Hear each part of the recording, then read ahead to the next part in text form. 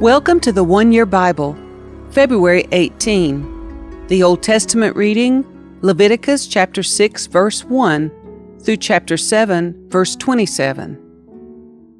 Then the Lord said to Moses, "Suppose one of you sins against your associate and is unfaithful to the Lord.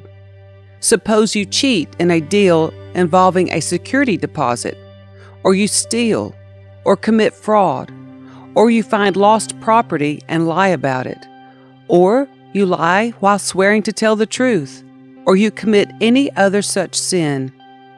If you have sinned in any of these ways, you are guilty. You must give back whatever you stole, or the money you took by extortion, or the security deposit, or the lost property you found, or anything obtained by swearing falsely. You must make restitution by paying the full price plus an additional 20% to the person you have harmed. On the same day, you must present a guilt offering. As a guilt offering to the Lord, you must bring to the priest your own ram with no defects, or you may buy one of equal value. Through this process, the priest will purify you before the Lord, making you right with Him, and you will be forgiven for any of these sins you have committed." Then the Lord said to Moses, "Give Aaron and his sons the following instructions regarding the burnt offering. The burnt offering must be left on top of the altar until the next morning, and the fire on the altar must be kept burning all night.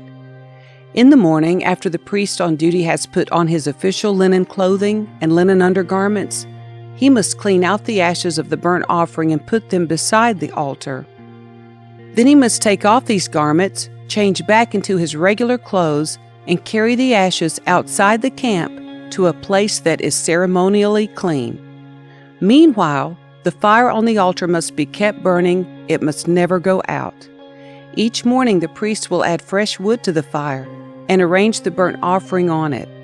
He will then burn the fat of the peace offerings on it.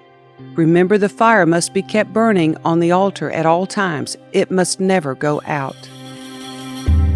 These are the instructions regarding the grain offering.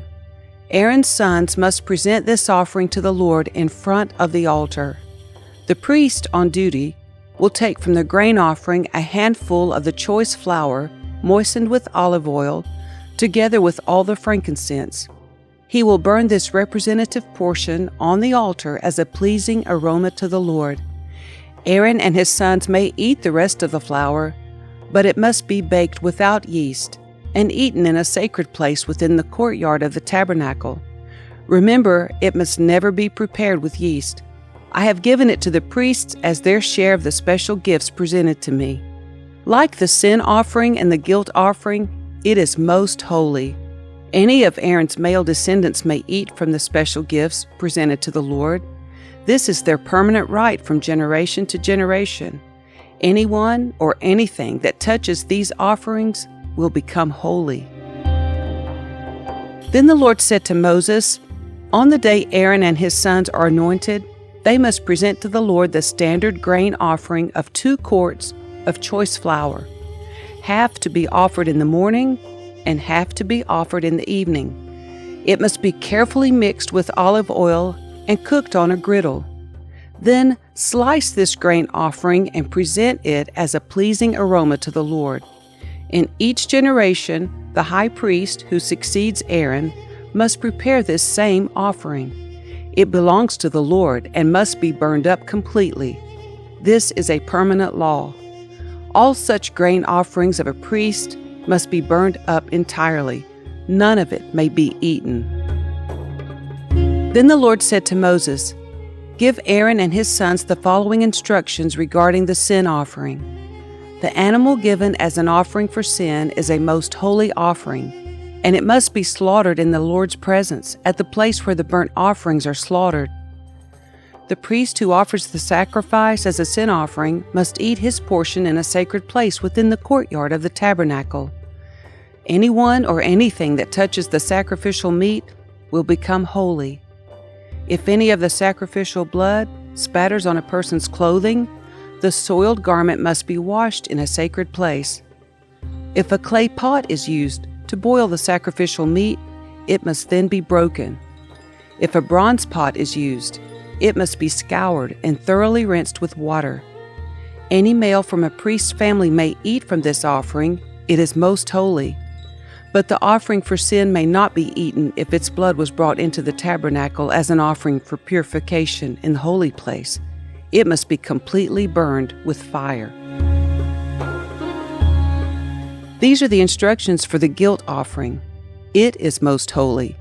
The animal sacrificed as a guilt offering must be slaughtered at the place where the burnt offerings are slaughtered, and its blood must be splattered against all sides of the altar. The priest will then offer all its fat on the altar, including the fat of the broad tail, and the fat around the internal organs, the 2 kidneys, and the fat around them near the loins, and the long lobe of the liver. These are to be removed with the kidneys, and the priest will burn them on the altar as a special gift presented to the Lord. This is the guilt offering. Any male from a priest's family may eat the meat. It must be eaten in a sacred place, for it is most holy. The same instructions apply to both the guilt offering and the sin offering. Both belong to the priest who uses them to purify someone, making that person right with the Lord. In the case of the burnt offering, the priest may keep the hide of the sacrificed animal. Any grain offering that has been baked in an oven, prepared in a pan, or cooked on a griddle belongs to the priest who presents it.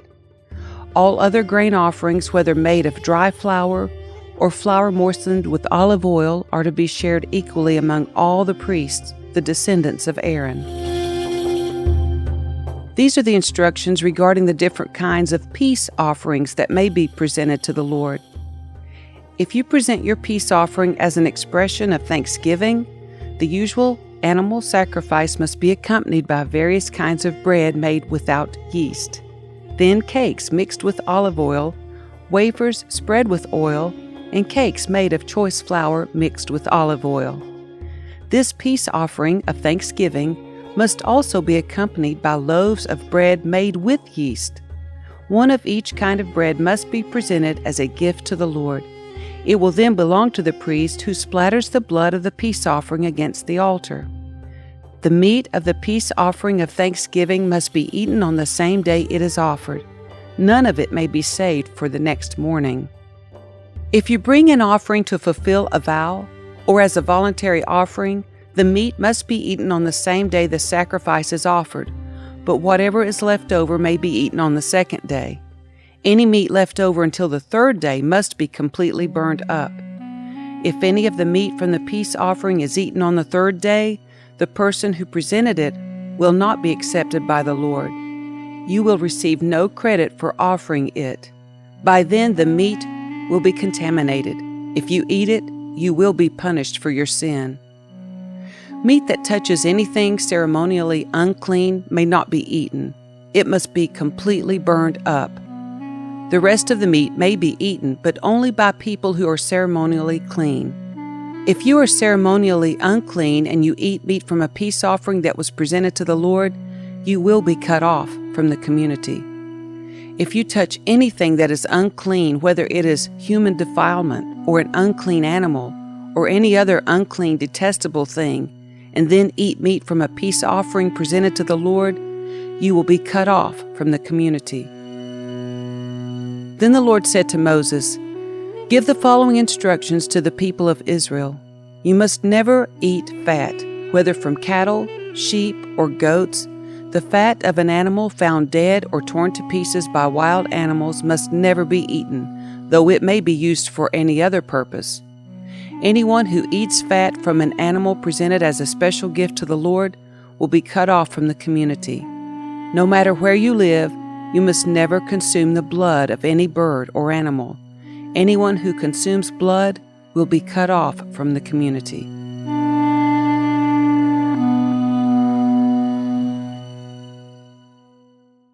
The New Testament reading, Mark chapter 3, verse 7 through verse 30. Jesus went out to the lake with his disciples, and a large crowd followed him.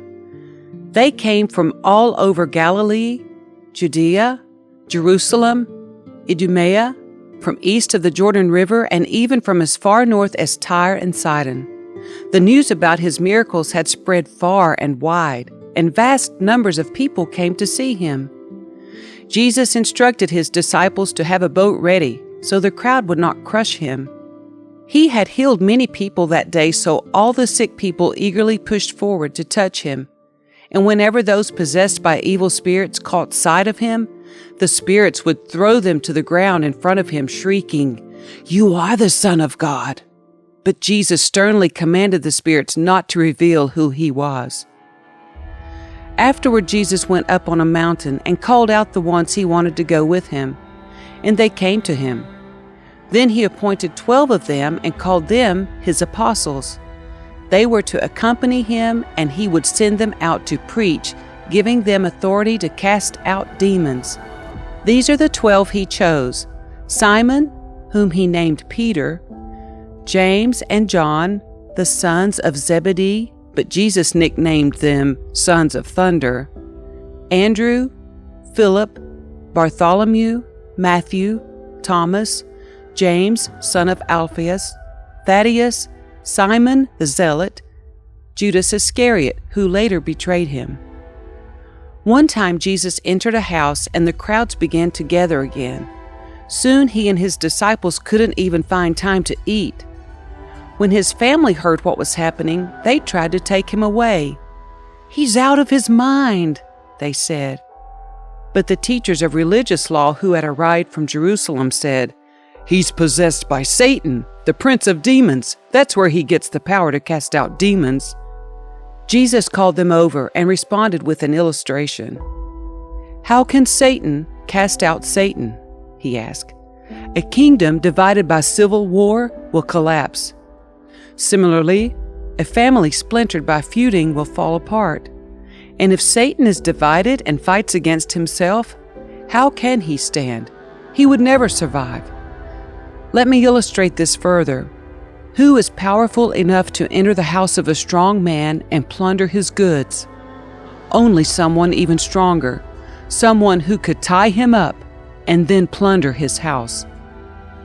I tell you the truth, all sin and blasphemy can be forgiven, but anyone who blasphemes the Holy Spirit will never be forgiven. This is a sin with eternal consequences." He told them this because they were saying, "He's possessed by an evil spirit."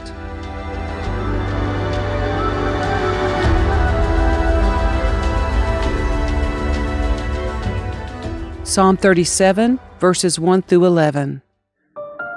Don't worry about the wicked or envy those who do wrong, for like grass, they soon fade away. Like spring flowers, they soon wither. Trust in the Lord and do good. Then you will live safely in the land and prosper. Take delight in the Lord, and He will give you your heart's desires. Commit everything you do to the Lord. Trust Him, and He will help you. He will make your innocence radiate like the dawn, and the justice of your cause will shine like the noonday sun. Be still in the presence of the Lord and wait patiently for Him to act. Don't worry about evil people who prosper or fret about their wicked schemes. Stop being angry. Turn from your rage. Do not lose your temper. It only leads to harm. For the wicked will be destroyed, but those who trust in the Lord will possess the land. Soon the wicked will disappear. Though you look for them, they will be gone. The lowly will possess the land and will live in peace and prosperity.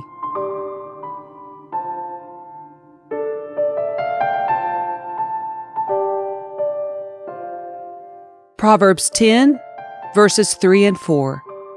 The Lord will not let the godly go hungry, but He refuses to satisfy the craving of the wicked.